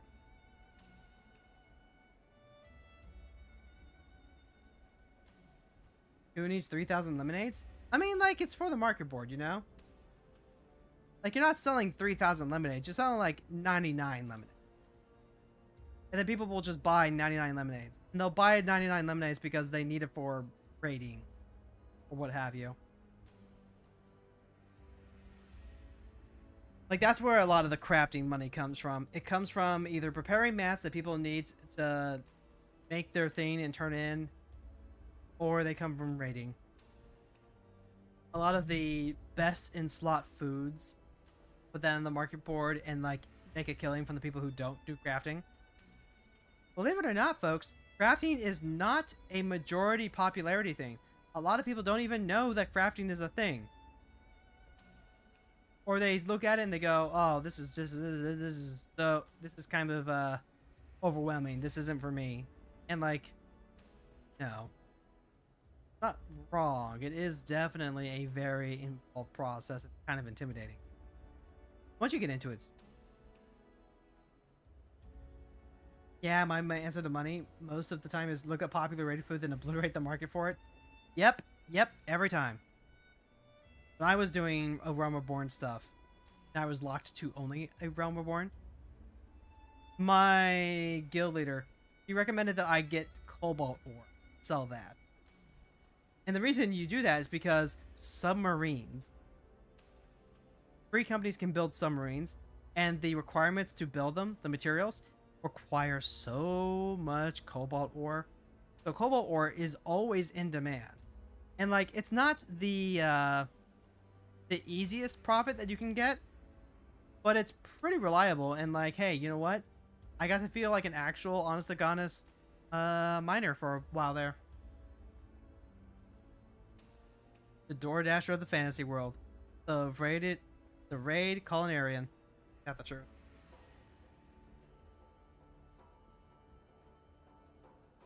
By the way, chat, in the next week or so, either tomorrow or the week after, we're going to be finishing up Final Fantasy VIII. You know, knock on wood before I have to spend like 4 weeks grinding for something that I missed out on to make the fight easier or whatever. But theoretically, it should be fine. It should be fine. We'll be finishing up Final Fantasy VIII. We'll be getting back to Final Fantasy XIV. When we are to the point where we are playing Final Fantasy XIV on Friday again with our friends Fran and Nyx, I'm going to be spending my time on Fridays while I'm waiting for Fran. And we're going to go through and we're going to clear out all these Elos. We're going to clear out all these side quests that I have just been putting off for forever because, you know, break from Final Fantasy XIV. I love Final Fantasy XIV, but it really is a visual novel with very, very pretty characters. That's the long and the short of it. And sometimes I need very different stimulation from what Final Fantasy XIV can. Some days it's great. Some days it's great to just come in, mindlessly do some rollouts, get a little bit of experience while you listen to your video essay.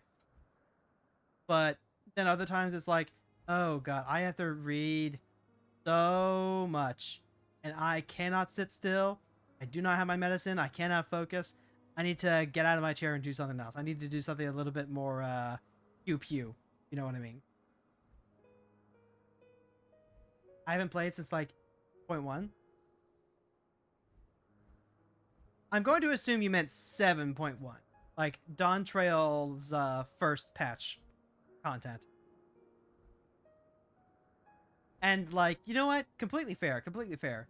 I have quite a few friends who haven't even, like, really played 7.0. My brain forgets that the number 7 exists. People who don't want to say that Final Fantasy 7 is probably one of the better recognized of the Final Fantasies.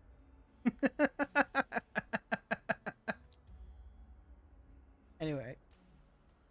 Like, Dawn Trail is a good expansion.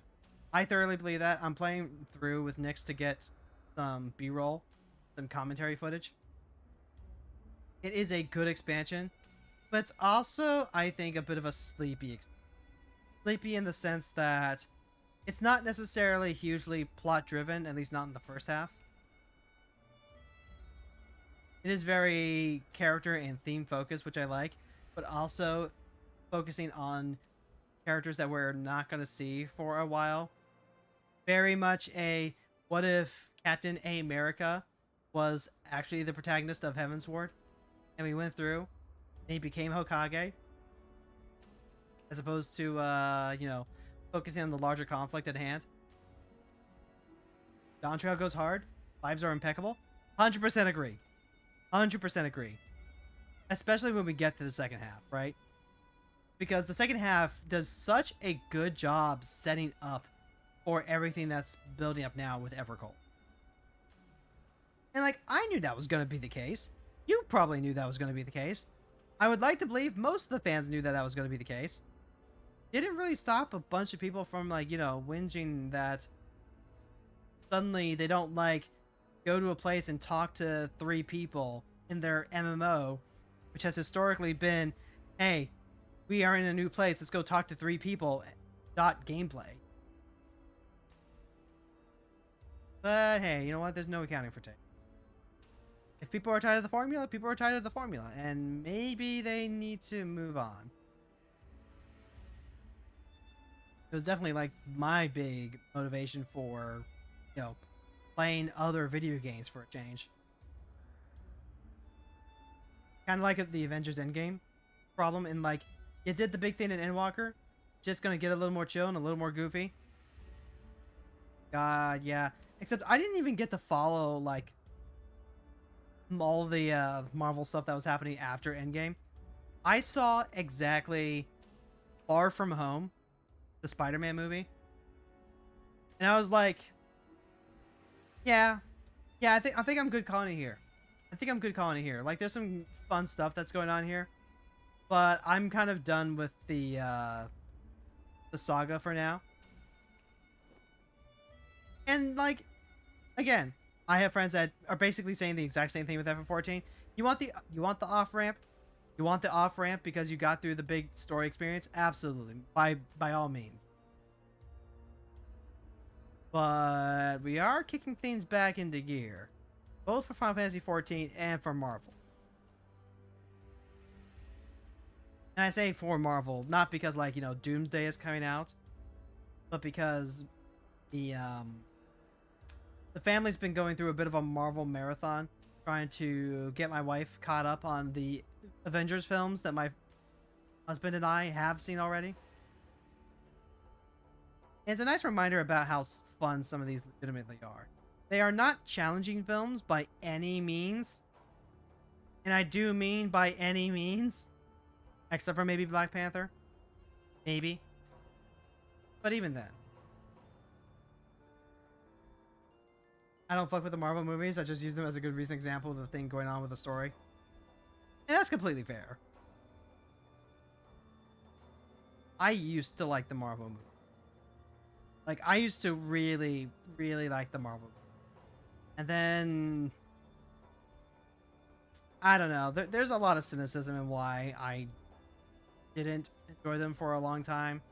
But, I don't know. Life's too short to hold on to shit like that. I'm fine enjoying them. They're not particularly long-lasting, we'll call them. How would a botanist in Final Fantasy make money? Same way everyone else makes money. You sell the materials that everyone wants to buy. There's a lot of like hidden nodes that miners and botanists can go after. So if you can get a lot of the materials, the rare materials that are stuck on timers, and then sell them, that's pretty good. Like, there are going to be people who need to buy materials so they can craft gear. Glam is a big one. Glam and furniture. Housing stuff, that's also pretty big. This thing is just like, I can't find it. Weird. I want to take another look at the map. Kind of same thing with Cobalt. Find some plant that's in constant demand and get like 20,000 of it. Pretty much. Pretty much. Like, it sounds cool, but... Oh, I haven't checked up there. Like, it sounds cool, right? It sounds like the whole EVA Online experience where you can just, like, be a dedicated miner and you can work your way up and you can make a killing actually selling stuff that people would use. And you can for a bit. You can for a while. But it is going to get tedious if you insist on doing it for a particularly long time.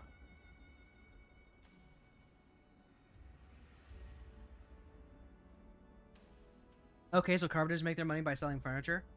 I mean, like, if there's a rare recipe that wants to be sold, you're siloing everything too much, Teddy. You're siloing everything too much.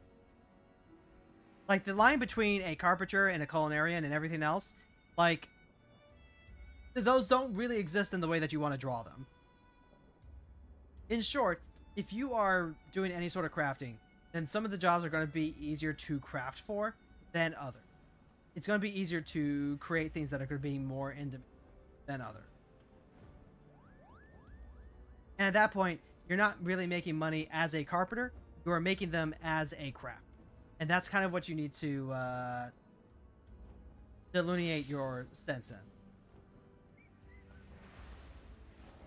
Like, I understand the romance of it. I understand the romance of being, like, a dedicated blacksmith. You know, kind of Liz from SAO type stuff. But that just, sadly, does not exist in Final Fantasy. Alright, I need to kill them.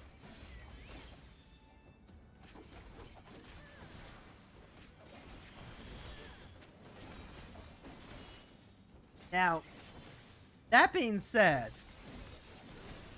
I could imagine someone trying to go hard in on the roleplay part of it, right? If you really, really, really, really want to dedicate yourself to the roleplay aspect and be like, I am only going to level Carpenter. At that point, I don't know what you would do, but I would be very interested in finding out. Honestly, it sounds like a Wrath Games type challenge. Let's see, now we can just head over to the middle of those and get that there. Kind of a lazy. I don't mind though.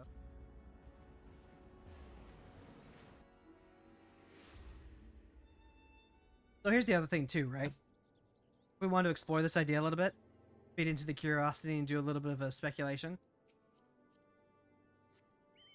If you want to make a living as a carpenter, furniture might not even be the way, right? Because furniture is inherently tied to the housing market.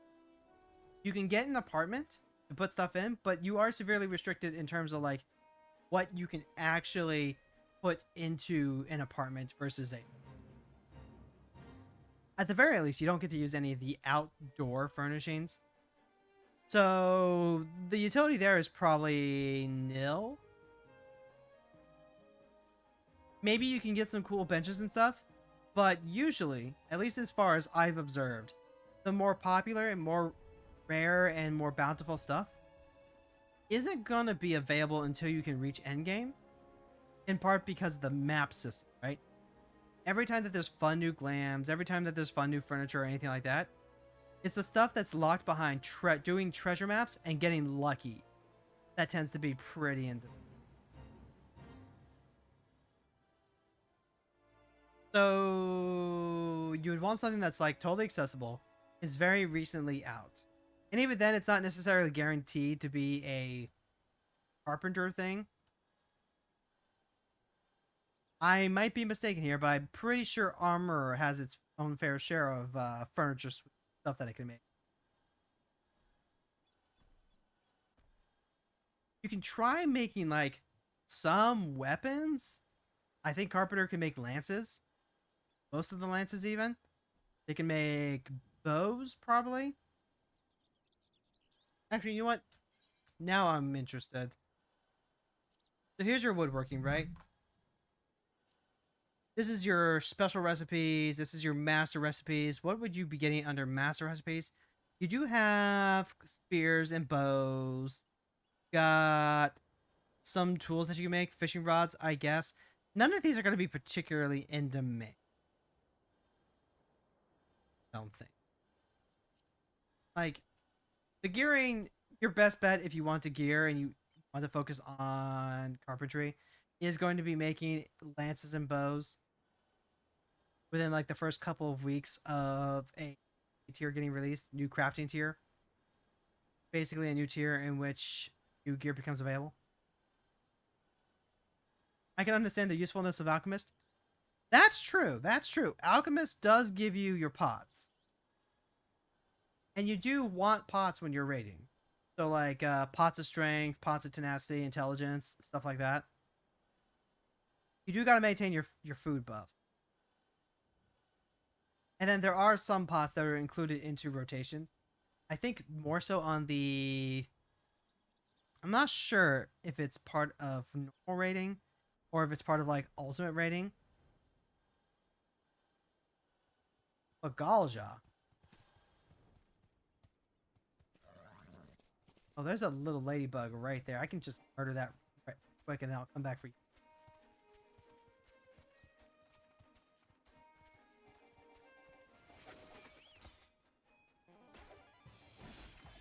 That is a big Fallujah. Alright. That's our 100 seals. Let's get ourselves a new aim. I don't know if I've gotten that one yet.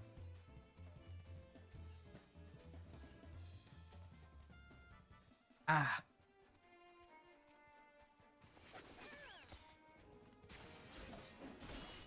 Honestly, it's kind of amazing to see one. Knowing that they become a much bigger part of Dawn Trail, you know?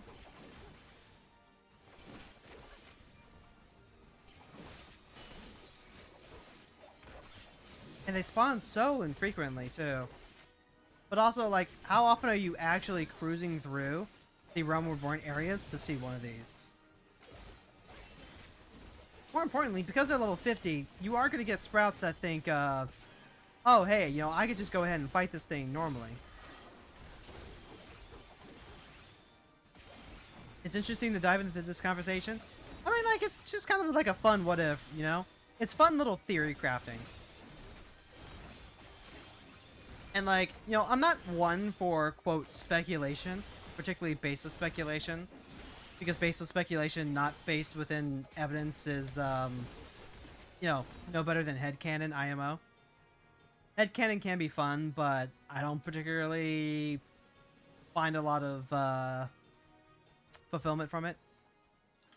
But doing what ifs as in, like, you know, hypothetically, as a hypothetical. This is why we watch the XKCD What If series on YouTube, which is a fantastic watch. I highly recommend subscribing.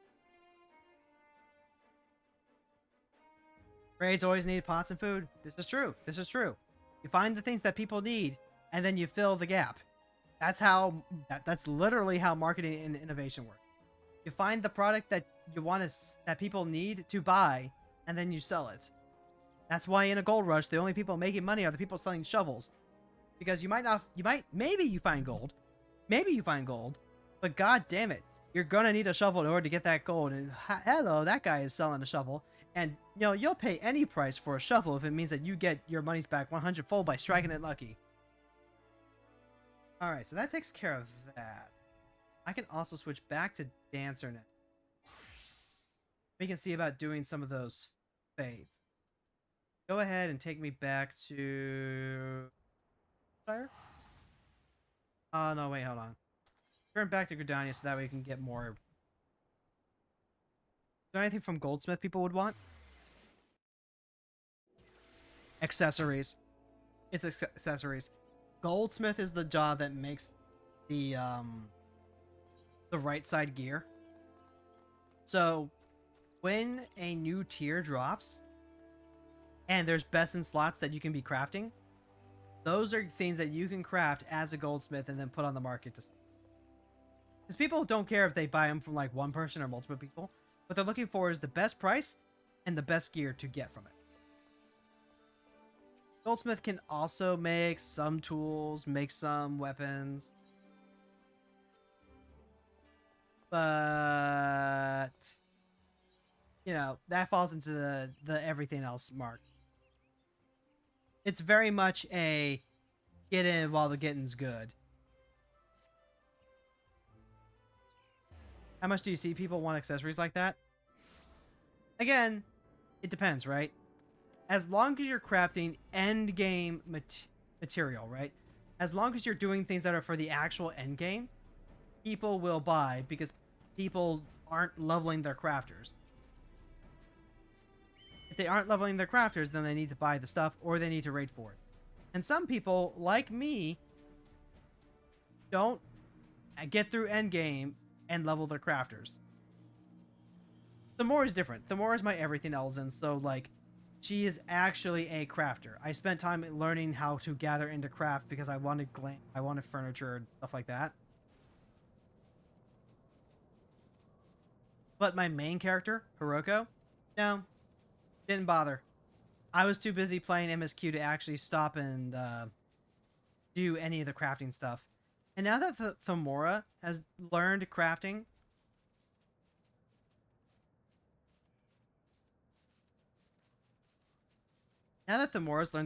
if she gets to endgame, I can literally use her to craft the stuff that Hiroko needs. And before that, I was asking my endgame friends, my Omnicrafter friends, to make gear for me. And they were really happy to do it. Like, you will literally have people tripping over themselves to make you gear if you reach endgame and cannot make your own. Because, oh god, there just are not enough opportunities otherwise to feel like you're making use of your Omnicraft. It's like going to college and then getting your degree and then just like never having the ability, you know, use that education.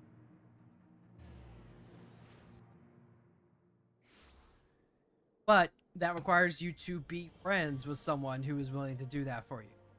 As opposed to, you know, just walking up to a crafter and being like, can you do this thing for me? And like, hey, you know what? Maybe they will actually do that.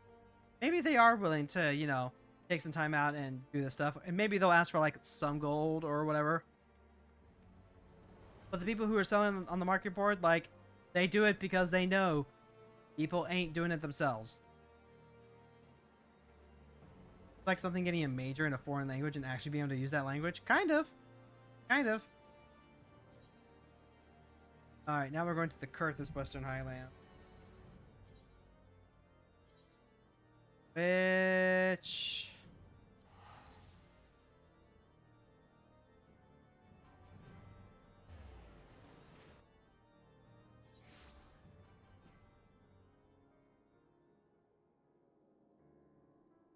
are over right side.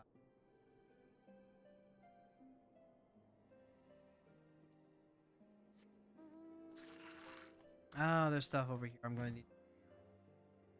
So many yellows. The best part of clearing a Realm Reborn was clearing out all the yellows. And also, the best part was learning all the lore and stuff. Like, sometimes lore gets a bad rap. Sometimes lore, when people say lore, what they mean is they want, like, minutiae details that don't actually contribute anything to the primary plot, a story, or themes. Like, there is lore to be had. If you find lore in Dark Souls, you're finding it in the item descriptions.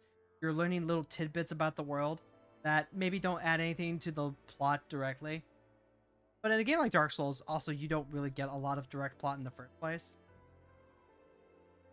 Holy shit, the A rank is back? A rank is back.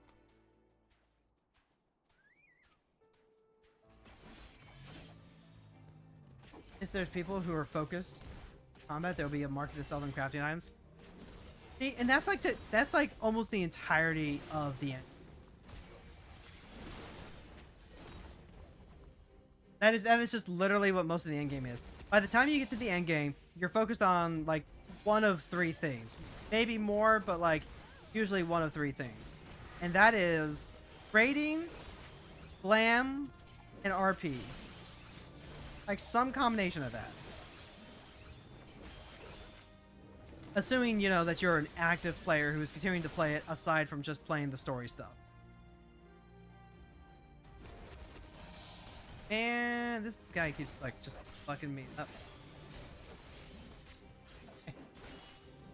So, yeah, there will always be a market for people who need to buy gear.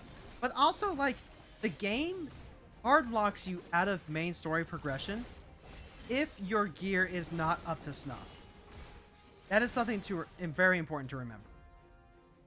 So, even if you're just casually playing for the story, if you do not have someone who can help you out, if you do not have someone who is literally going to help you get into the next thing,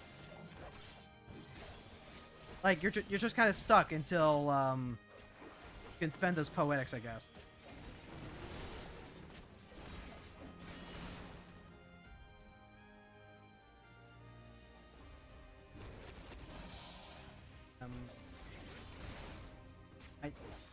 Did I lose my chocobo? I'm gonna fucking die. I'm gonna like fucking die in like if I don't get my next yeah, I'm gonna fucking die. God damn it. Doesn't happen often, but when it does. I forgot to have my chocobo on healing. Whoops. Ah, that's what.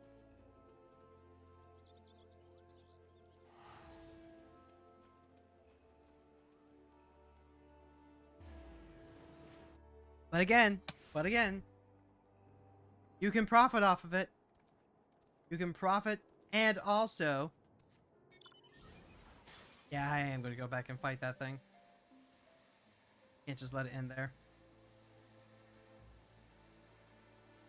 Profit off of it. You can avoid having to pay by having good friends. And just, like, have a good time. You won't really need to worry about crafting for gear. You can just use the poetics. Poetic system is the best system for getting gear if you're still catching up. It's only once you reach the end game do you really have to think about the actual process of crafting in order to get stuff up. Unless you are doing a challenge run. That is the qualifier. And hey, you know what? If you're watching the solo-only challenge on YouTube that Wrath Games posts, I highly recommend. It is some very interesting stuff to see exactly what he has to do in order to get past a lot of these seemingly impossible challenges.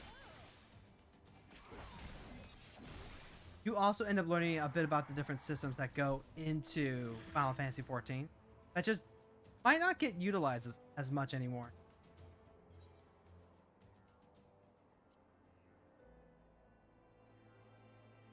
Don't worry. His love is going to be so... I remember how to fight this thing before. We've killed it before. We'll kill it again.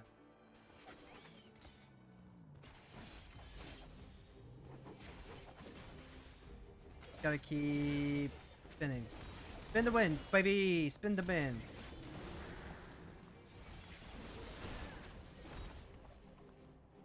I don't like getting stuck in the route. There was a way to, like, avoid it, but...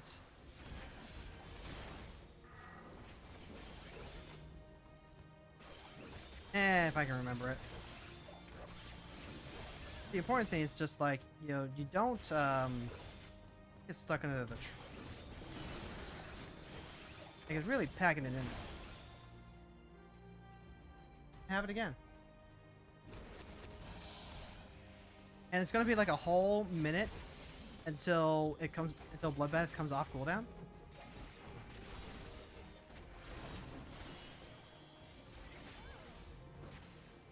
Anyway.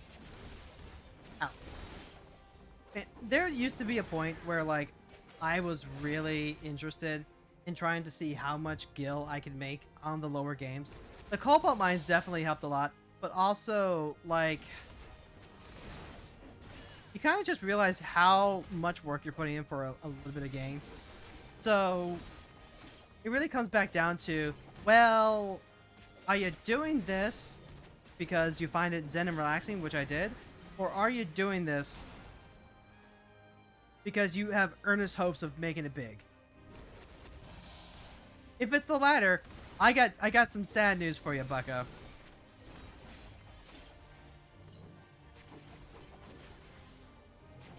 By the way, folks, we are nearing the end of stream, and I have a little thing that I have called Lead the Raid.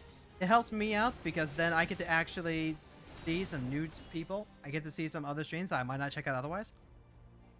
And I always appreciate people recommending them, as long as they have the right vibe. So, maybe they're cool, maybe they're queer, maybe they play Final Fantasy XIV or Magic the Gathering, just like me. Maybe they're just here to have a good time, and, you know, there's someone that I can feel safe leaving my audience with. If that ends up being the case, then, like, hey, feel free to hit that. Lose or die. It's gonna end with one of us going away.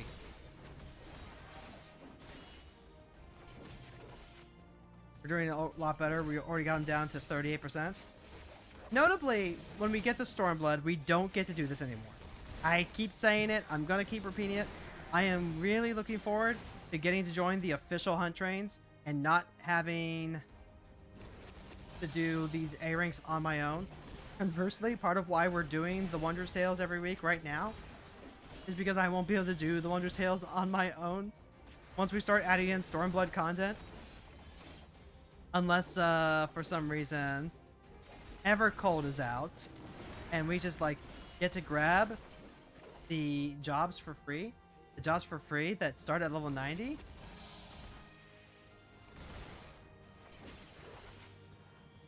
I know it's a redundant question, but I'm asking how many neurodivergent people are in the Magic space. Well, like you said, you know that this is a redundant question. So just ask Hasbro for WotC's player base numbers. Ignore the general population spread, and you might have your answer.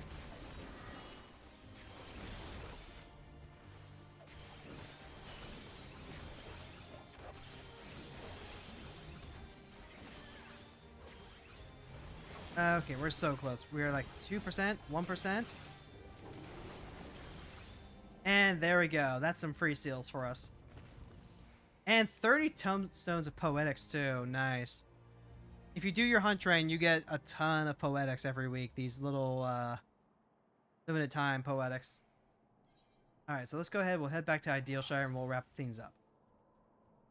Hey, hey, how's it going? And Trina, thanks for stopping by. We're actually wrapping things up. We are actually literally just about to head on out. We're just looking for people to raid into right now. But thank you so much for stopping by at the very end here. We had a good time. We had a good time. We got some good chapping, some chap.